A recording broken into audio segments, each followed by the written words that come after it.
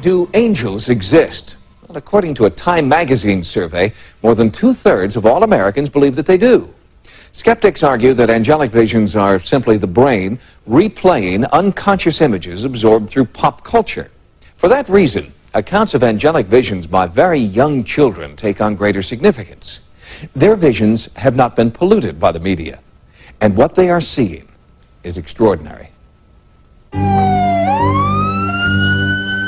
She was lifeless. There was no life in the child whatsoever. When Ricky first presented to the emergency department, I was almost sure that she would not survive. I ran through the hall, and I knew something was wrong when I found her floating face down in the pool. My mom pulled her out. And she screamed for help, and there was nothing my sister and I could do. It was such a difficult call because the parents of the child were very good friends. October 21st, 1984. They only took their eyes off her for a second, but that was long enough for tragedy to strike the Enriquez family of Barstow, California. A poolside accident left 2-year-old Ricky paralyzed and in a deep coma. While her family prayed for a miracle, Ricky believes she briefly entered a world where miracles do happen. I looked behind me and I saw a guardian angel, and she had flowing golden color hair and she was wearing a white dress. She grabbed my hand and we started to walk down the tunnel. When we got toward the end, she asked me if I wanted to go through the light with her or if I wanted to go back. And I told her that I had to go back and tell my mom where I was going. And so I remember her walking me back and telling me not to be afraid. Soon after, Ricky opened her eyes and began to recover. Doctors did not know why, but Ricky did, and she told her mother about it. It was approximately a month after she had come home from the hospital, and I had taken her shopping with me. We went into a bookstore, and maybe 5 minutes into shopping, she grabbed my hand and squeezed and started screaming and yelling in the store, "Mama, Mama, that's my angel." And I didn't know what she was talking about. I looked around, and there was a poster on the wall, and it was of a guardian angel. Visions of angels are as real as any other human experience.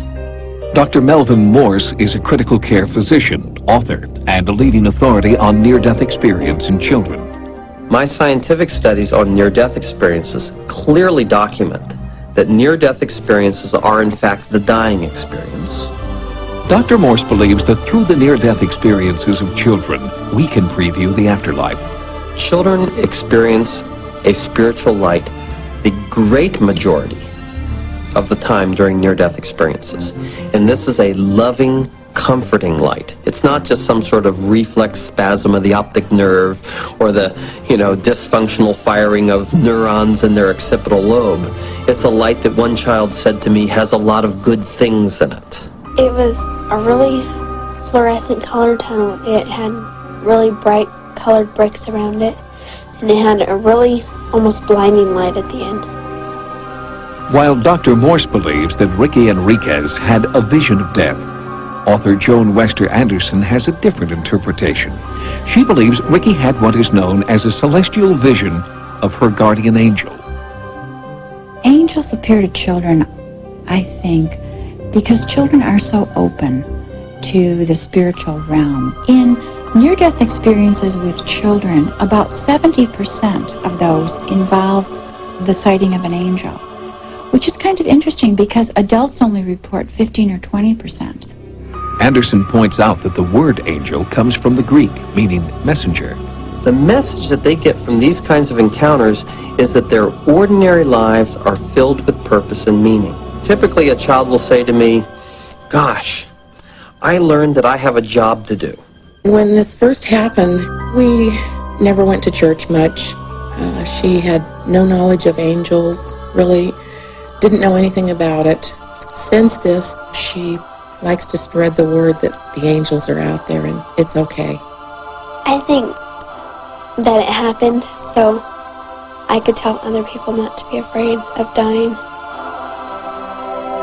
Although Ricky, who is now 12, has not had another angelic vision, She feels that the presence of the angel is always with her, and her family feels its presence too. They believe that Ricky has new angelic qualities that were passed to her after her encounter.